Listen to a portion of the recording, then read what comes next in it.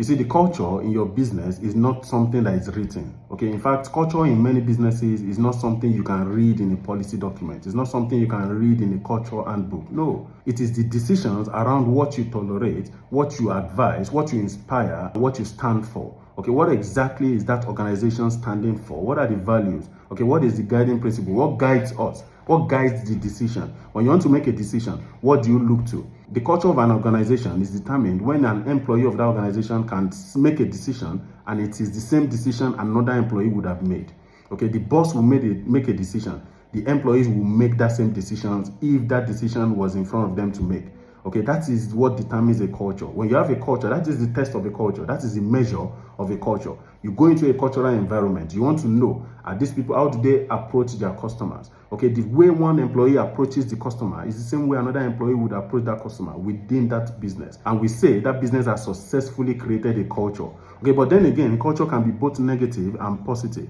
Okay, the way of life of the employees within that business, the way of deciding, the way of reasoning, the way of thinking, the way of approach to customers, the way of managing themselves and communicating amongst each other determines the culture of that organization. It can be both positive or negative. There are some way of communication amongst and within an organization that is absolutely negative, okay, and it is keeping the organization down. But the way of communication within another organization, it's actually what is helping the organization to keep growing. Okay, for when there are issues, for when there are barriers in the economic life cycle of that business, the culture within the organization will determine if it's able to keep going or if everything just dies down and employees begin to resign.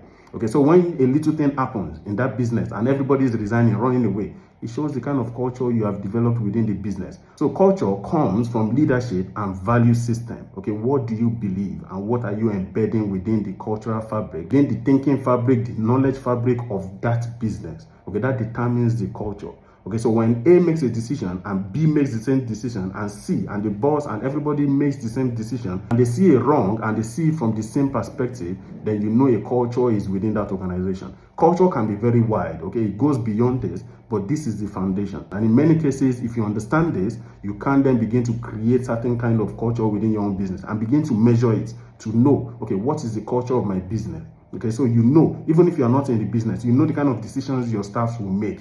You know, because you have developed the culture within that business. It doesn't come from their own personality. No, it comes from that shared vision, that shared understanding of what we are all trying to achieve. All right, so look to cultural development within a business to ensure that some of those systems you are developing is also functioning. Okay, system is not all about computer. When you give them computers, okay, but the culture, their thinking, their value, what they see as normal within the business is faulty. Okay, is negative, is wrong. No matter the amount of computer you buy for them, that business will not do well. Okay, even if you're not there, it won't still do well. Okay, there are certain things you are not seeing. All right, it's not everything you see. So culture is what takes care of those things you cannot see. All right, so I hope this helps you. Cheers.